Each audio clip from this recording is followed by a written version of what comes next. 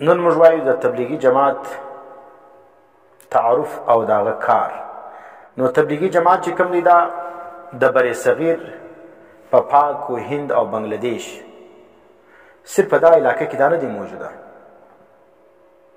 بلکې دا د ټوله دنیا یورپ سلو، افریقا سوله، امریکا سوله، په دا ټولو بریاعظمو کې د تبلیغ بابرکت کار دا شروع دی. دا دی نه لکه اوس دلته په پښین کې یو څو بریلویان راوغورځېږي، هغه د تبلیغ خلاف بیانونه کوي، دی چې په دغه باندې به د تبلیغ کار ودرېږي. تبلیغ کار مارتول پاکستان، هندوستان، بنگلادیش، یورپ، دا رقم افریقا، امریکا، دا ټولو کې دا کار د تبلیغ دا په ډېر خراب سره شروع دی. دا بلکې که زه دا وایم د دنیا یو داسې علاقه یو داسې ملک نشته چې هلته د تبلیغي جماعت خپل مهنت او خپل جدوجهد او دا رقم خپل دعوت چې کوم دی هغه دې هلته نه رسولی. هر ځای دی کوشش کوي، هر ځای مهنت کوي چې د الله د دین دا پیغام دی هلته ورسوي. نو د تبلیغ د دعوت مقصد دا دی چې موږ حقیقي مسلمانان جوړ سو. دا مطالبه زموږ څه قرآن هم کړی دی چې یا ایها الذین آمنو آمنو، ای ایمان والاو ایمان راوړئ. دا څه مقصد دی؟ یو سړی چې مؤمن وي هغه ته بیا څه دپاره وایي چې ایمان راوړه؟ په منطقي ژبه کې دې ته څه تحصیل د حاصل چې یو سړی مؤمن وي بیا ورته ایمان راوړه. نو دغه مطلب دا دی چې تاسو خو دعوه د ایمان کړې ده، کامل مؤمنان سئ. ایمان دعوه دې کړې ده لیکن توحید او شرک نه سره پیژنې. د ایمان دعوه دې کړې ده سنت او بدعت نه سره پیژنې. د ایمان دعوه دې کړې ده د لمانځه فرایض واجبات سنتونه دا نه در معلوم. نو دا څنګه یا ایها الذین آمنو آمنو، ای ایمان والاو تاسو پوره ایمان راوړئ. دا په خوله دې ایمان راوړئ، په زړه هم ایمان راوړه. نو تحصیل د حاصل نه دی چې منطقیان وګوري چې یا ایها الذین آمنو آمنو، دا تحصیل د حاصل لالی، دا خبره غلطه ده. او بل ځای قرآن کریم کې راځي یا ایها الذین آمنو ادخلوا فی السلم کافه، ای ایمان والاو په اسلام کې کامل داخل سی، مکمل داخل سی. لکه مخکې چې ما وضاحت ورته وکړي، مسلمان وي لمونځ، روزه، زکات، حج دا په نامه باندې ادا کوي، نو نه د لمانځه په کیفیت پوهېږي، نه د لمانځه په فرایضو پوهېږي، نه د روزې په مکروهاتو پوهېږي، نه په مفاسدو پوهېږي، نه په دا پوهېږي چې حج پر چا واجبېږي، نه په دا پوهېږي زکات پر چا واجبېږي، چا ته بې ورکومه، نه په دا پوهېږي چې صدقة الفطر پر چا لازمه ده.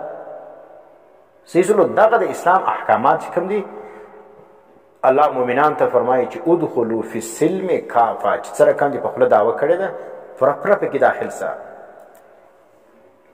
نو د دې کار دپاره یو خاص پروګرام چې کوم دی، هغه یو خاص لاره چې کوم ده هغه مولانا الیاس رحمت الله علیه چې په عوامو کې د دین چې الله و ایمان والاو ایمان راوړي، ای مؤمنانو په اسلام کې صحیح داخل سي، چې سړی صحیح ایمان راوړي یا کامل په اسلام کې داخليږي. دغه دپاره اول طریقه چې ده هغه دعوت و تبلیغ دی. په دعوت تبلیغ کې تا ته څه درشي؟ د کلمې اهمیت درشي، د کلمې حقیقت درشي چې دا کلمه موږ وایو د دې مفهوم و معنا څه ده، د دې الفاظ څه دي. الفاظ درې زده کوي، د هغه معنا درې زده کوي، د هغه مفهوم درې زده کوي. او دویم شی دا درشي چې دا کلمې یقین زموږ په زړو کې پیدا سي او دا یقین مضبوطه سي. څلورمه خبر دا موږ ته راسي چې د الله سره به شرک نه کوي او ته به عبادت صرف د الله کوي. زموږ د الله تعلق چې کوم دی هغه د عبدیت او د معبود دی، معنی الله معبود دی، موږ بندگان یو. نو دا د کلمې تقاضا سوله چې عابد او معبود په مابین کې دا عبادت چې کوم دی هغه وسیله ده او ذریعه ده. نو د الله څخه چې ته شی غواړې په عبادت باندې به غواړې، چې مشکل در باندې رالی لمونځ کوه. پیرانو صاحبانو ته، اولیاو ته، قبرو ته، مزارات ته منډه مه وهه. تبلیغ والا څه درته وایي؟ وایي تاسو چې کوم دي په مشکلاتو کې چې مشکل در باندې رالی، مسله اواره که او دس وکه، 2 رکعاته لمونځ وکه، د الله څخه وغواړه. دا خبره پر بریلویانو، پر بدعتیانو، پر مشرکانو بده لګېږي، ځکه د تبلیغ مخالفت کوي. او پنځم کار تبلیغیان کم کوي هغه دا دی چې د کلمې دویم جز چې محمد رسول الله دی چې موږ د نبی علیه السلام پر طریقه باندې د خپل ژوند چې کوم دی هغه تیر کړو. دوی څه فرمایي د محمد علیه السلام په نوراني طریقو کې د دواړو جهانو کامیابي ده. څونه ښه خبره ده. نو معنا دا ده چې موږ باید چې د خپل ژوند د نبی علیه السلام د طریقو مطابق وو. او دا خبره چې کوم د اهل بدعتو پر ټولو بدعتو باندې ضرب دی. دا ځکه بدعتیان چې کوم دي یا بریلویان چې کوم دي یا مشرکان هغه څه کوي د خپل رواجو د رسمو هغه جالو کې دي فساد دي. نو اوس ته دا وتایي چې د نبي علیه السلام په نوراني طریقو کې دا برکت دی هغه به موږ خپلوو. نو د دې خدای وزي د رواجونو د رسومات ګرد ختم سلو. نو ځکه دوی څه کوي د تبلیغ مخالفت کوي چې دغه شی که په موږ کې راغلی چې د نبي علیه السلام نوراني طریقې د هغه اهمیت په زړه کې راغلی نو خو رواجونه ګرد ختم سلو. نو ځکه دغه کار چې کوم دی دعوت او تبلیغ د کلمې اهمیت ورشي او دغه حقیقت ورشي پر کلمه باندې یقین چې موږ په خپل زړه کې پیدا کو او دغه مطابق ژوند تیر کو او الله زموږ معبود دی موږ عابدان یو موږ د په مابین کې تعلق د چیتی د عبادت دی او دا رقم محمد رسول الله دغه په نوراني طریقو کې چې کوم دی هغه زموږ د دواړو جهانو کامیابي ده. په رسوماتو په رواجو په بدعاتو کې د دواړو جهانو ناکامي ده زموږ. نو خلاصه دا سوله چې د دعوت او تبلیغ کار چې کوم دی د دې ابتدا د کلمې طیبې څخه شروع کیږي. دویم تبلیغ والا ته د څه درشي هغه لمونځ.